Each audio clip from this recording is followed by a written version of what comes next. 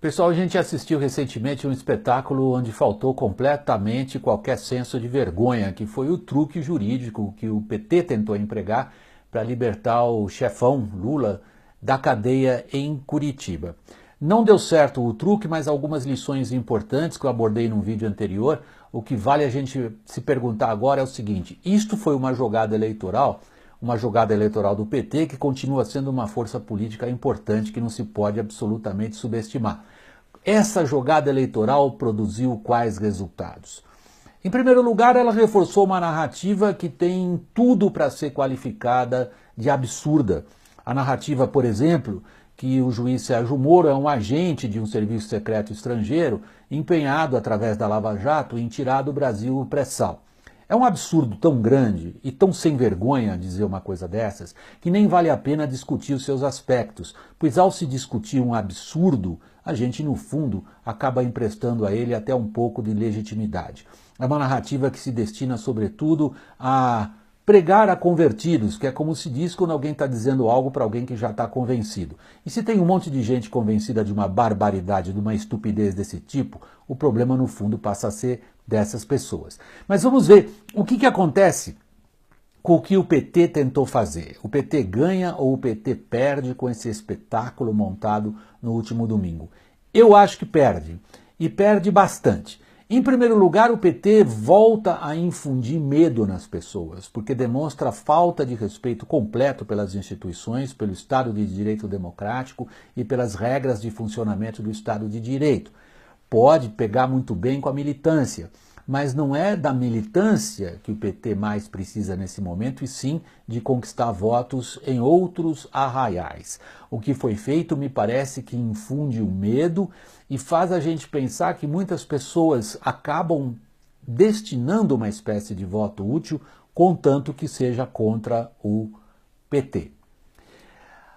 O tipo de postura que o partido assume me parece que o leva ao suicídio político. Ele insiste na candidatura do Lula e o Lula preso é inelegível, não por estar preso, mas por estar sendo vítima no sentido de atingido pela lei da ficha limpa. Não há possibilidade, se os rituais forem cumpridos, se os processos forem respeitados, se a lei for respeitada, do Lula ser candidato.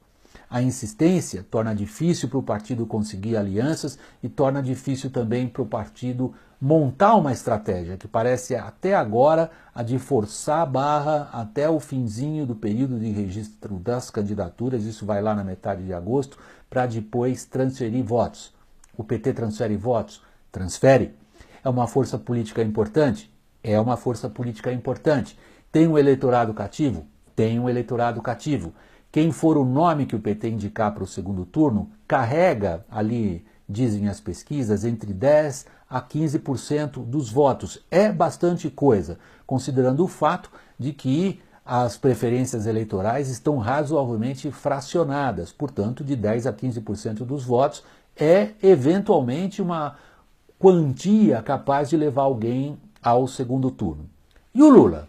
O Lula na cadeia continua sendo um fenômeno político. Eu digo isso sem nenhuma conotação positiva ou negativa. Ele continua sendo, hoje talvez, um dos mais importantes eleitores do país.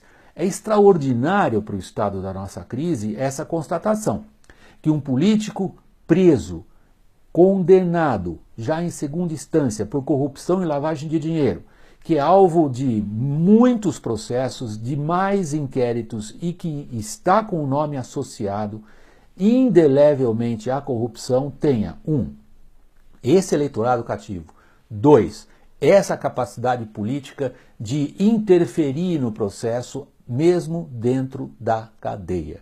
É um sinal dos tempos no Brasil.